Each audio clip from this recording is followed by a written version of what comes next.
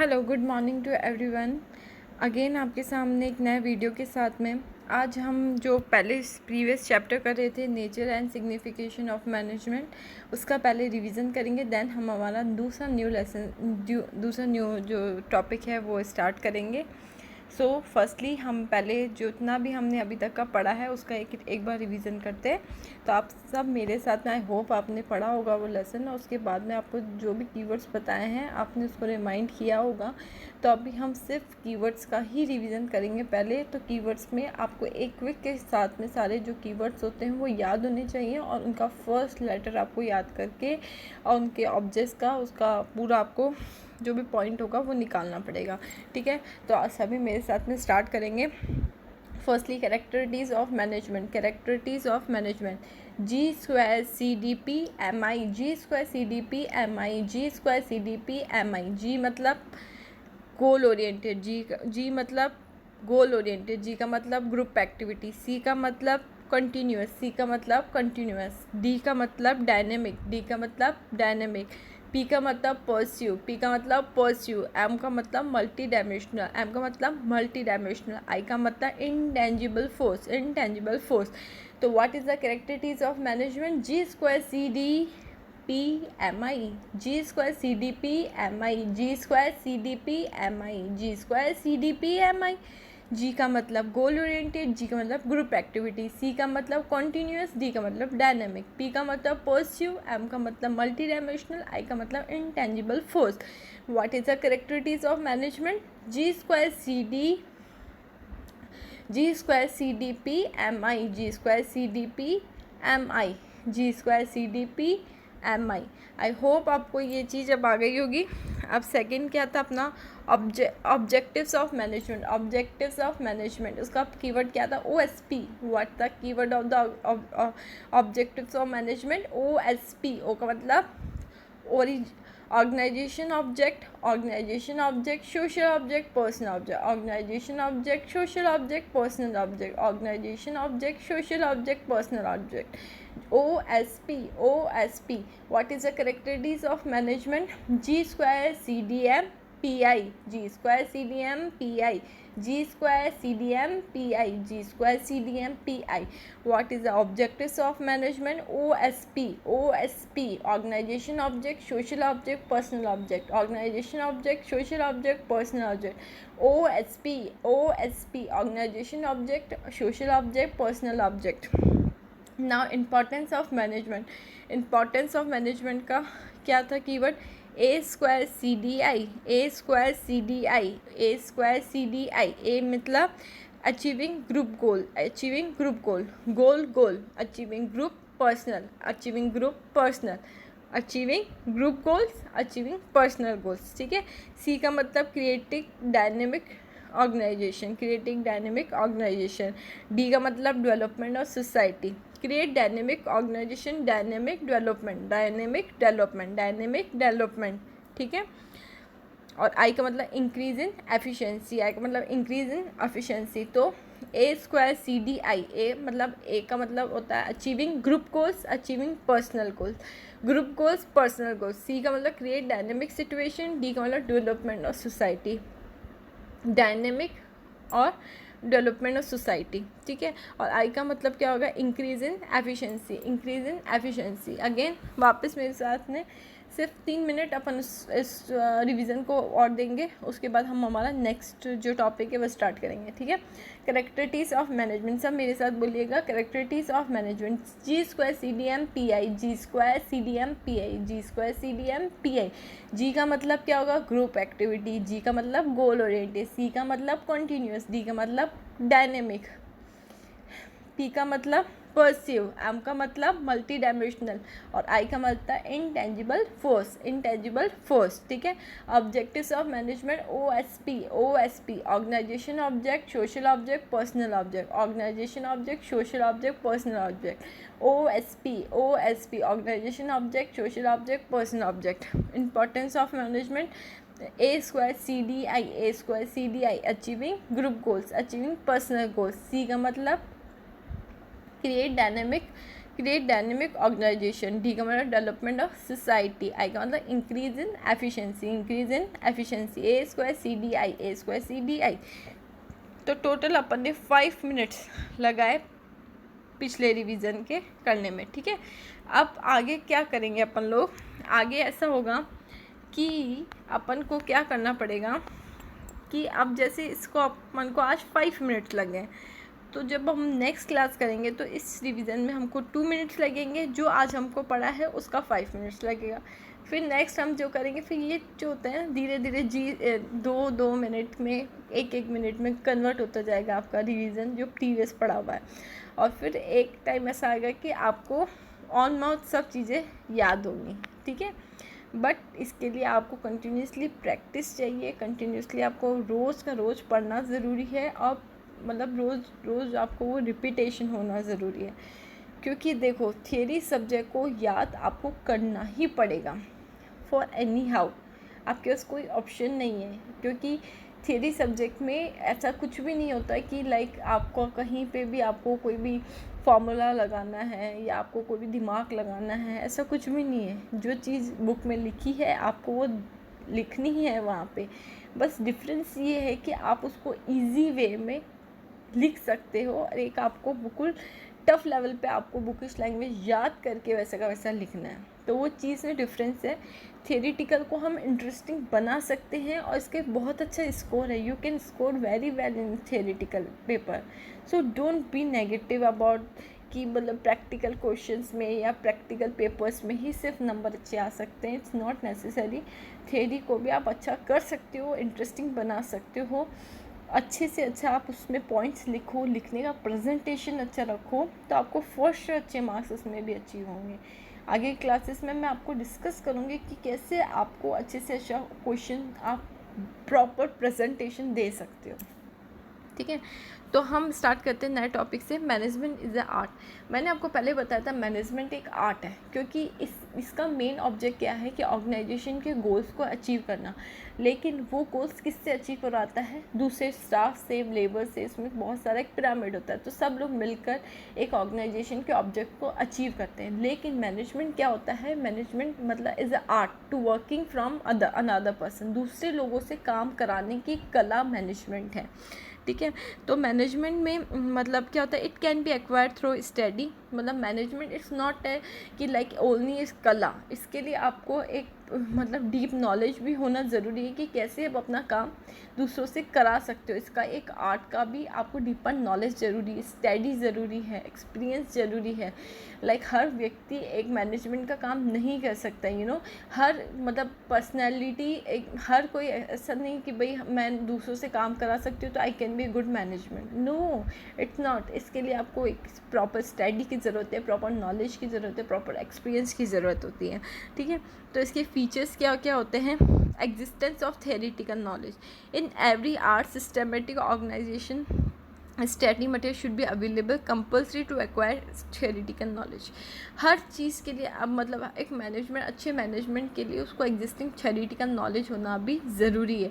कि मतलब हर मतलब क्या होता है ना कि हर ऑर्गेनाइजेशन के एक है ना आर्ट होता है, एक हर ऑर्गेनाइजेशन का काम करने का एक तरीका होता है। उसके उसमें कितना कॉस्ट है, कितना प्रॉफिट है, कितना उसको सेल पे करना है, किसको कहाँ से कौन सा काम डिस्ट्रीब्यूट करना है, ये सब चीज़ें के लिए आपको एक नॉलेज माइंड में होना ज़रूरी है। उस चीज़ का थ्योरेटिकल नॉलेज भी होना ज़रूरी है, ठीक है। उसके बाद personalise application, this use of basic मतलब बेसिक आपकी नॉलेज, आपका माइंडसेट किस तरह से काम करता है, यू नो। एक आपका मतलब स्टडी भी होना ज़रूरी है मैनेजमेंट की, प्लस आपका बेसिक नॉलेज भी अच्छा होना ज़रूरी है कि आप कैसे एक अपना काम किसी और पर्सन से करा सकते हो with properly, not win fight, you know. मतलब प्रॉपरली आप कैसे अपना काम दूसरे पर्सन से करा सकते हो। तो उसमें पर्सनल एप्लीकेशन, आपकी पर्सनैलिटी में वो चीज़ होनी चाहिए, आप में वो बेसिक नॉलेज होनी चाहिए। और third, based on practice, you know. Daily आप अगर आप मतलब ये it's create a lot of practice, मतलब हर चीज़ में एक प्रैक्टिस की ज़रूरत होती है। चाहे आप कोई सा भी प्रोफेशन में जाओ, मैनेजमेंट एज ए प्रोफेशन के रूप में काम आता है। आपको उनको पता है, जैसे अपन बिजनेस स्टडीज़ करते हैं या MBA आगे जो करते हैं, वो मैनेजमेंट में ही तो मास्टरी करते हैं ना। तो मैनेजमेंट एक क्रिएटिविटी है ना, मतलब ये प्रैक्टिस के ऊपर बेस्ड होती है। जितनी आप अपनी क्रिएटिविटी दिखाओगे, मैनेजमेंट जितनी अपनी क्रिएटिविटी दिखाएगा, वो उतना ही अच्छा मैनेजमेंट कहलाएगा। ठीक है, तो इसमें क्या होगा, मैनेजमेंट इज़ अ आर्ट। तो इसके क्या क्या फीचर्स होते हैं, इसके फीचर्स आपके पास हो जाएंगे। एग्जिस्टिंग ऑफ थियोरिटिकल नॉलेज, एक आपका थियोरिटिकल नॉलेज होना ज़रूरी है। थियोरिटिकल नॉलेज, एक पर्सनैल्ड एप्लीकेशन, मतलब आपकी खुद की पर्सनैलिटी में वो चीज़ होनी चाहिए। और आपका नॉलेज और क्रिएटिविटी होनी चाहिए। क्या होना चाहिए, knowledge and creativity, TPK। Theoretical knowledge, personalised application and knowledge and creativity.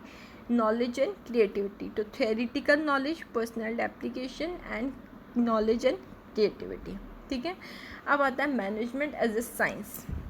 Management को एज ए साइंस क्यों बोला गया है? Science is a systematic body of knowledge that is based on general truth. मतलब साइंस क्या है, किसके ऊपर बेस्ड होता है? साइंस एक प्रॉपर एक मतलब पिरामिड है, कि मतलब एक सिस्टमेटिक बॉडी है जिसमें हर चीज़ फिक्स होती है। ठीक है, जैसे कार्बोहाइड्रेट का क्या फॉर्मूला होता है, ऑक्सीजन का क्या फॉर्मूला होता है, everything, each and everything is a fix रहता है। और वो एक जनरल ट्रुथ के ऊपर ही बेस्ड होता है। किसके ऊपर बेस्ड होता है? जनरल ट्रुथ के ऊपर ही बेस्ड होके ही साइंस के फॉर्मूले बनते हैं और साइंस बनती है ना। तो विच कैन बी टेस्टेड, जो कहीं पे भी आप टेस्ट कर सकते हो, एनी टाइम एनीवेयर। ठीक है, अब मैनेजमेंट को साइंस क्यों बोला गया है? मैनेजमेंट को साइंस इसलिए बोला गया है कि मैनेजमेंट भी सिस्टमेटिक बॉडी ऑफ नॉलेज, मतलब एक अच्छे मैनेजमेंट तभी हो सकता है जब उसका जो मैनेजमेंट हो, उसकी जो बॉडी हो, वो क्या होनी चाहिए, सिस्टमैटिक होनी चाहिए। उसके प्रॉपर प्रिंसिपल्स होने चाहिए और एक्सपेरिमेंट होने चाहिए, तभी वो प्रॉपर मैनेजमेंट होगा। तो मैनेजमेंट एज ए साइंस है, क्योंकि वो भी नॉलेज के ऊपर डिपेंड होता है, एक्सपेरिमेंट के ऊपर डिपेंड होता है और कुछ जनरल प्रैक्टिस के ऊपर भी डिपेंड होता है। प्रिंसिपल बेस्ड ऑन एक्सपेरिमेंट और ऑब्जर्वेशन। जितने भी प्रिंसिपल मैनेजमेंट के बनाए जाते हैं, वो किसके ऊपर डिपेंड होते हैं? वो उनकी जितनी भी एक्सपेरिमेंट्स हैं और उनके जितने भी ऑब्जर्वेशन है, उसके ऊपर ही डिपेंड होते हैं। और यूनिवर्सल वैलिडिटी, जो मैनेजमेंट है, साइंटिफिक प्रिंसिपल है वह, जैसे जो साइंस के प्रिंसिपल हैं उनकी यूनिवर्सल क्या है, उनकी यूनिवर्सल वैलिडिटी है, राइट, यूनिवर्सल वैलिडिटी है उनकी। ठीक है, वैसे ही मैनेजमेंट भी एक सिस्टमेटिक बॉडी है नॉलेज की और प्रिंसिपल्स की और ऑब्जर्वेशन के ऊपर बेस्ड, एक्सपीरियंस के ऊपर बेस्ड होती है, इसलिए ये भी एक यूनिवर्सली एप्लीकेबल होते हैं। देखो ये अब कैसे हो सकता है, यूनिवर्सली एप्लीकेबल कैसे हो सकते हैं? देखो मैनेजमेंट क्या होता है ना, आप जैसे आप मैनेजमेंट की जो भी आप स्टडी करते हो, BBM करते हो, फिर आप MBA करते हो, तो वो क्या बताते हैं आपको? सिर्फ उसमें मैनेजमेंट ही बताया जाता है ना, कि how you can manage organisation, how can you manage a good company, how can you achieve your goals in company. ठीक है, तो वो क्या एक प्रैक्टिस होती है ना, एक सिस्टमेटिक बॉडी होती है, एक सिस्टमेटिक प्रिंसिपल्स होते हैं एक मैनेजमेंट के, कि उस प्रिंसिपल्स का आपको यूज़ मतलब प्रॉपर आपको पालन करना ही पड़ेगा, तो वो एक यूनिवर्सल वैलिडिटी है। जो भी प्रिंसिपल्स है, ऑब्जेक्टिव्स है, जो उनकी ड्यूटीज़ हैं मैनेजमेंट की, वो यूनिवर्सल है। इट्स नॉट कि मतलब वो एक ही कंट्री में एप्लीकेबल होगी, दूसरी कंट्री में मैनेजमेंट के रूल्स अलग होंगे, इट्स नॉट। हर जगह पे जो भी प्रिंसिपल्स है मैनेजमेंट के, जो ऑब्जेक्टिव्स हैं, जो ड्यूटीज़ हैं, जो सिस्टमेटिक बॉडी का नॉलेज है, जो एक्सपेरिमेंट है, जो ऑब्जर्वेशंस है, वो हर जगह यूनिवर्सल है। कहीं पे भी ऐसा नहीं है कि इंडिया में अलग है, दूसरी जगह मैनेजमेंट करने का तरीका अलग है। नो, प्रिंसिपल्स कभी भी चेंज नहीं होते। मैनेजमेंट के जो प्रिंसिपल हैं वो वही रहते हैं। ठीक है, तो ये एक यूनिवर्सल वैलिडिटी है। तो मैनेजमेंट को साइंस क्यों बोला गया है? क्योंकि ये सिस्टमेटिक बॉडी ऑफ नॉलेज है। इसमें जितनी भी नॉलेज है, प्रिंसिपल है, वो सिस्टमेटिक है। Second, principal based on experiment और ऑब्जर्वेशन। जितने भी प्रिंसिपल है वो किसके ऊपर बेस्ड है? ऑब्जर्वेशन और एक्सपेरिमेंट के ऊपर बेस्ड है। और third, universal validity. Universal validity, तो इसका क्या होगा keyword? SPU, systematic body of knowledge, principle based on experiment and observation and universal validity. Sorry. तो SPU management as a science, management as a art में क्या आएगा? TPB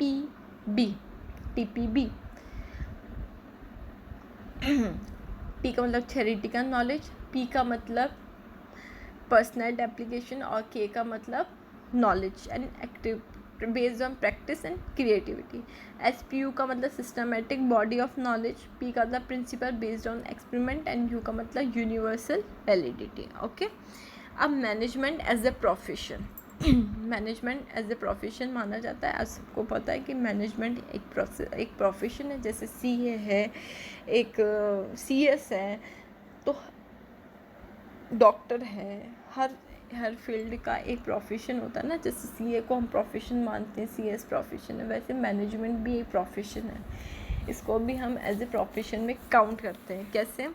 कैसे होता है? तो मैनेजमेंट के मेन फीचर्स क्या होते हैं जो मैनेजमेंट को एज अ प्रोफेशन बनाते हैं? देखो, well defined body of knowledge. इसमें well defined body of knowledge होती है, बताया मैंने आपको. प्रॉपर स्ट्रक्चर होता है, प्रॉपर इसकी नॉलेज होती है जिसके बेस पर ही मैनेजमेंट का प्रिंसिपल्स, उसकी मतलब ड्यूटीज डिसाइड होती है. रेस्ट्रिक्टेड एंट्री, इसमें ऐसा नहीं कि हर कोई पर्सन आके मैनेजमेंट संभालने लग जाए.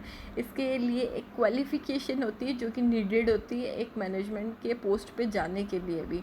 तो वो रेस्ट्रिक्टेड एंट्री, हर किसी के लिए मैनेजमेंट का पोस्टिंग ओपन नहीं होता. एक नॉलेज होती है वो अलग बात है, लेकिन एक थ्योरेटिकल नॉलेज और एक आपका स्टडी में जो भी इसका जो बेसिक चीज़ें होती हैं, मतलब जो मिनिमम एजुकेशन क्वालिफिकेशन होती है वो ज़रूरी होती है. Profession association, all profession are affiliated to professional association which regular entry frame. इसमें भी रेगुलर एंट्रीज होती है, frame of code of conduct होता है, सब चीज़ें इसमें रिलेटेड होती है. एथिक कोड ऑफ कंडक्ट और जो सारे प्रोफेशन होते हैं वो किससे बाइंड होते हैं? उनके एथिक्स से बाउंड होते हैं. वैसे ही मैनेजमेंट भी प्रोफेशन है और वो भी अपने एथिक्स से बाउंड होता है. वो अपने एथिक्स के खिलाफ जाके कोई भी काम नहीं कर सकता है. ठीक है. और सर्विस मोटिव, इसका जो मेन होता है प्रोफेशन का, उसका मोटिव होता है कि अपने क्लाइंट्स को सर्विस अच्छी से अच्छी देना. Management does not fulfil all the features of profession, thus it not be full pledge professional. मतलब मैनेजमेंट जो होता है वो सारे प्रोफेशन की जितनी भी चीज़ें होती है वो सारे डिज़ायर्स, सारे फीचर्स तो पूरा नहीं कर पाता, इसलिए इसको एक फुल प्लेज आप प्रोफेशन नहीं बोल सकते. It's a profession but it's not a full pledge profession. जैसे CA is a full pledge of profession, लेकिन management is not a full pledge of profession. ठीक है. तो इसमें मैनेजमेंट एज ए प्रोफेशन में क्या क्या आएगा, क्यों, इसके फीचर्स क्या क्या होते हैं? एक तो होता है well defined body of knowledge. Well defined body of knowledge के रेस्ट्रिक्टेड एंट्रीज की क्या होती है? रेस्ट्रिक्टेड होती है. Professional association, ethics, service.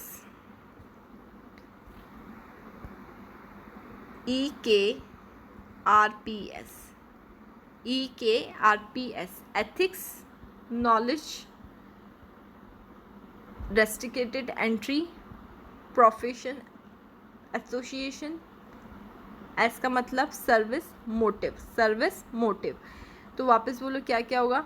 E का मतलब एथिक्स, K का मतलब नॉलेज, R का मतलब रेस्ट्रिक्टेड एंट्री, P का मतलब प्रोफेशन एसोसिएशन, S का मतलब सर्विस मोटिव. ठीक है. तो अब मैनेजमेंट एज ए आर्ट को आप क्या बोलोगे? TPB. T का मतलब थ्योरेटिकल, P का मतलब पर्सनल एप्लीकेशन और B का मतलब based on practice and creativity. आप क्या लिख दो आप? TPP बेस्ट है. TPP theoretical knowledge, personal application, practice. Theoretical knowledge, personalise application और practice. Management as a science का क्या बोलोगे? SPU. S का मतलब systematic body of knowledge, P का मतलब principle based on experiment and observations and U का मतलब यूनिवर्सल वैलिडिटी. अब मैनेजमेंट एज ए प्रोफेशन का क्या बोलोगे आप? EKRPS, ethics, knowledge, restricted entries, profession, association, service, motive, service mode, E K R P S, ई K R P S, ई K R P S, ई K R P S. Okay, next अब आता है management के कितने level होते हैं। देखो management जो होता है ना वो हर लेवल पे अलग अलग होता है। मैंने आपको बताया था कि मैनेजमेंट जो होता है सब एक मैनेजमेंट नहीं होता, मैनेजमेंट के भी अलग अलग लेवल्स होते हैं। उस लेवल के लोग उस लेवल के लोगों को कोऑर्डिनेट करते हैं और उनसे काम करवाते हैं, मैनेज करते हैं चीज़ों को। हर लेवल अलग होता है, जैसे एक लेबर स्टाफ का लेवल अलग होगा, फिर मीडियम आपका क्लैरिकल के लिए अलग लेवल होगा, फिर आपका जो टॉप लेवल होगा उसके लिए अलग लोग होंगे। तो इस तरह से मैनेजमेंट भी हर लेवल के लिए अलग अलग होता है जो उनको कोऑर्डिनेट करने का काम करता है। तो हम इसमें अपने लेवल्स पढ़ेंगे। मैनेजमेंट के प्रॉपर्ली 3 लेवल होते हैं, top level, medium level and lower level. First जो टॉप लेवल होते हैं उसमें कौन कौन आते हैं, उसमें चेयरमैन आता है कंपनी का, सीईओ आता है, सीएफओ आता है और कंपनी के उसके इक्विवेलेंट जो भी लोग होंगे वो आएंगे। ठीक है, चीफ आस्क टू इंटीग्रेट, जो चीफ होगा वो टास्क का वो मतलब वो क्या करेगा, कोऑर्डिनेट करेगा सारी एक्टिविटी से कि बिजनेस और फेमिंग पॉलिसीज़ और जो भी गोल्स स्ट्रेटजीज वो सारी चीज़ें क्या करेगा, टॉप लेवल ऑफ मैनेजमेंट करेगा। ठीक है, तो टॉप लेवल ऑफ मैनेजमेंट में आपके क्या आता है, सीईओ, सीएफओ और उसकी इक्विवेलेंट टीम आती है। तो उनका क्या काम होता है, उनका काम ये होता है कि मतलब किसी भी ऑर्गेनाइजेशन के गोल्स बनाना, उसके बाद में उसकी स्ट्रेटजीज़ बनाना, उसमें बिजनेस पॉलिसीज़ फ्रेमवर्क सब इंक्लूडेड होते हैं। ठीक है, मिडिल लेवल में क्या आता है, इसमें डिविजनल हेड आते हैं और प्लांट का सुपरविजन जो भी करता है वो आता है, ऑपरेशंस आते हैं, मैनेजर आते हैं। ठीक है, तो मेन टास्क इनका क्या होता है, इनका मेन टास्क क्या होता है, जो लोअर लेवल मीडियम लेवल के होते हैं, मीडियम लेवल का मेन टास्क होता है सबसे पहले जो टॉप लेवल से आपको जो भी ऑर्डर मिले हैं उन ऑर्डर्स को आपको पहले तो मीडियम लेवल के जो भी लोग होते हैं उनसे आपको करवाना पड़ता है। ठीक है, उनसे आपको कोऑर्डिनेट करना पड़ता है और सारी जो भी एक्टिविटीज़ होती है, जो भी पॉलिसीज़ होती है, जो भी रिस्पॉन्सिबिलिटीज़ होती है वो आपको क्या करनी पड़ती है, अनसर्टन करनी पड़ती है कि टॉप लेवल के ऑर्डर को आपको पूरा करवाना है। किससे करवाना है, मीडियम लेवल से और लोअर लेवल से। ठीक है, और लोअर लेवल में फॉरमैन और सुपरवाइज़र होते हैं। उनका क्या काम होता है, उनका काम ये होता है कि जो भी डायरेक्शन मिडिल लेवल से हमको मिली है उस लेवल को के काम को हमको पूरा कराना है और सारे वर्कर्स के बीच में हमको वो रिस्पॉन्सिबिलिटी डालनी है। तो टॉप लेवल में सीईओ, सीएफओ उसकी टीम होती है जो कि पॉलिसी बनाती है और गोल्स स्ट्रेटजीज बनाती है और जो मीडियम लेवल को बताती है। मीडियम लेवल में क्या होते हैं, मीडियम लेवल में ऑपरेशंस और मैनेजर्स होते हैं जो कि क्या करते हैं, डिविजनल हेड होते हैं। जो टॉप लेवल मैनेजमेंट जो भी ऑर्डर देता है उनको कैसे उनको रिस्पॉन्सिबल करना है, कैसे ड्यूटी डाइवर्सिफाई करनी है, कैसे पॉलिसीज़ उनको इम्प्लीमेंट करनी, कोऑर्डिनेट करना, वो सभी मीडियम लेवल में आएगा। और लोअर लेवल में सिर्फ सुपरवाइजर्स होते हैं और फॉरमैन होते हैं। उनका क्या काम होता है कि जो मीडियम लेवल से ऑर्डर मिले हैं उनके लिए उन काम को उनको कोऑर्डिनेट करना होता है और उनको रिस्पॉन्सिबल करना होता है कि ये व्यक्ति काम करेगा। ठीक है, तो 3 लेवल होते हैं मैनेजमेंट के। कौन कौन से लेवल होते हैं, top level, medium level, lower level. Top, medium, lower. Okay, अब आता है फंक्शंस ऑफ मैनेजमेंट। मैनेजमेंट का फंक्शंस क्या होता है, मैनेजमेंट क्या क्या काम करता है। देखो मैनेजमेंट प्लानिंग करता है, ऑर्गेनाइजेशन ऑर्गेनाइज करता है, स्टाफ करता है, डायरेक्ट करता है, कंट्रोल करता है। कैसे, पहले तो प्लान करता है। प्लान क्या करता है कि कंपनी की गोल्स क्या होंगी, क्या क्या स्ट्रेटजीज होंगी, कंपनी की पॉलिसीज़ क्या क्या होंगी, वो सारी चीज़ें क्या करता है, वो प्लान करता है, डिसाइड करता है कि उसको फ्यूचर में क्या करना है। फिर ऑर्गेनाइज, उसको ऑर्गेनाइज करना है, मतलब ऑर्गेनाइज कैसे करना है, उसको ड्यूटीज़ असर्टन करनी है, टास्क कैसे कैसे देने हैं, उसके पास अवेलेबल रिसोर्सेज क्या हैं, उन रिसोर्सेज को उसको कैसे यूज़ करना है, तो वो ऑर्गेनाइज में आएगा। ठीक है, उसके बाद स्टाफिंग, उसको कौन से व्यक्ति को क्या क्या काम देना है और कैसे उसको मतलब प्रॉपरली सिग्निफाइड करना है हर काम को, वो होता है आपका स्टाफिंग। ठीक है, और उसके बाद डायरेक्ट, उसके बाद उनको डायरेक्ट करना कि किस काम को आपको कैसे कैसे करना है और मोटिवेट करना, इन्फ्लुएंस करना, वो डायरेक्ट में आएगा। ठीक है, और कंट्रोल, आपको कंट्रोल मतलब आपको टाइम टाइम में मॉनिटर करना पड़ता है कि जो भी उनकी परफॉर्मेंस है वो प्रॉपर आ रही है या नहीं आ रही है। ठीक है, और गोल्स उससे अचीव कर पाएंगे या नहीं। तो फंक्शंस ऑफ मैनेजमेंट में क्या आएगा, प्लानिंग। सबसे पहले तो प्लान करना पड़ेगा, फिर उसको ऑर्गेनाइज करना पड़ेगा, फिर स्टाफिंग करनी पड़ेगी, फिर डायरेक्ट करना पड़ेगा, देन आप कंट्रोल करोगे। तो POS, planning, organise, P organise, planning, organise, staffing, directing, controlling, ठीक है, planning, organise, staffing, direct and controlling, okay. अब आता है coordinate. The essence of management का मेन एसेंस क्या होता है? कोऑर्डिनेट करना। उसको सब स्टाफ के बीच में, उसको पहले उसने काम दे दिया बट उसको कोऑर्डिनेट करना पड़ेगा कि हर स्टाफ का पर्सन वो प्रॉपर काम कर रहा है या नहीं कर रहा है, और उसको टॉप लेवल से लेकर मीडियम लेवल फिर लोअर लेवल के बीच में कोऑर्डिनेशन होना ज़रूरी होता है, ताकि इससे ग्रुप इफेक्ट दिखते हैं और it ensure the unity of action. It is a continuous process, it is all pursue application, is a deliberated function, it is the responsibility of all management. Coordinate क्यों करते हैं? क्योंकि ये एक क्या होता है, इट इंटीग्रेट द, ये ग्रुप इफेक्ट्स होता है, it ensure the unity of action, it is a continuous process, it is all pursue functions and it is a deliberated function, it is the responsibility of all person. तो CPDR ये तो आप ऐसे ही कर लेना ना। ग्रुप एफर्ट्स होते हैं, यूनिटी ऑफ एक्शंस होते हैं, और कंटिन्यूस प्रोसेस होता है, परस्यू फंक्शंस होंगे, डेलिब्रेटेड फंक्शन होगा, और रिस्पॉन्सिबिलिटी ऑफ ऑल मैनेजर, ठीक है। तो इसके साथ ही आपका ये चैप्टर आज हुआ ख़त्म। इसके क्वेश्चंस अपन करेंगे कल। इससे पहले मैं आपको सारा चैप्टर जो अब भी पढ़ा है पहले वो रिपीट कराती हूँ, फिर मैं आपको सारा चैप्टर रिपीट कराती हूँ, ठीक है।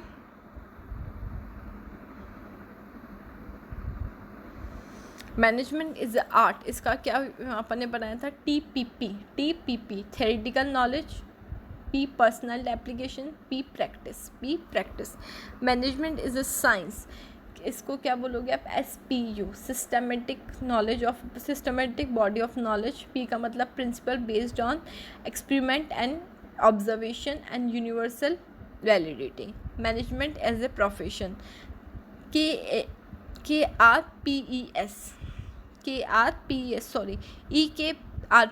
EKRPS ethics, knowledge, restricted entries। P का मतलब प्रोफेशन, एसोसिएशन, एस का मतलब सर्विस, मोटिव। EKRPS, E का मतलब एथिक, K का मतलब नॉलेज, R का मतलब रेस्ट्रिक्टेड एंट्री, P का मतलब प्रोफेशन, एसोसिएशन, एस का मतलब सर्विस, मोटिव। अब level of management, top level, medium level, lower level. Top, medium, lower. Then function of management, planning, organise, staffing, directing, controlling. Planning, organise, staffing, directing, controlling, ठीक है। अब first से करते हैं अपन। Characteristics of management, G² CDP/MI, G² CDP/MI, G² CDP/MI। G का मतलब group activity, G का मतलब गोल ओरिएंटेड, C का मतलब कंटिन्यूस, D का मतलब डायनेमिक, P का मतलब पर्सिव, M का मतलब मल्टी डायमेंशनल, I का मतलब intangible force, okay. Then objectives of management, organization, OSP, organization object, social object, personal object, organization object, social object, personal object. Importance of management, importance of management का अपन ने क्या बनाया था? A² CDI। A का मतलब achieving group goals, achieving personal object. C का मतलब create dynamic situation. D का मतलब डेवलपमेंट ऑफ सोसाइटी। आई का मतलब increase in efficiency. Management is a art, TPP theoretical knowledge. P का मतलब प्रैक्टिस, पी का मतलब personal application. Management as a science, SPU systematic body of knowledge. P का मतलब profession based on experiment and observation, and U का मतलब universal validity. Management as a profession, इसको क्या बोलोगे? EKRPS ethics, knowledge, restricted entry, profession, association. S का मतलब service, motive. 3 levels of management, top, medium, lower. Function of management, planning, organise, staffing, directing, controlling. तो इसके साथ ही आपका ये चैप्टर ख़त्म होता है। आई होप आपको ये चैप्टर इजी से इजी लगा हो, बिल्कुल अच्छे से समझ में आ गया हो। कोई भी अगर इस चैप्टर में आपको कोई भी प्रॉब्लम है तो please you can ask me in comment box, I will help you. और आई होप आपको ये पसंद आया। कल हम दूसरा चैप्टर पढ़ेंगे, पहले चैप्टर का हम पूरा रिवीजन करेंगे, फिर हम दूसरा चैप्टर शुरू करेंगे। यदि आपको मेरा ये अच्छा लग रहा है लेक्चर, वीडियो अच्छे लग रहे हैं तो प्लीज़ एक लाइक करो, थोड़ा व्यू दो, शेयर करो ज़्यादा से ज़्यादा और कमेंट करो। Thank you so much and subscribe my channel. Thank you.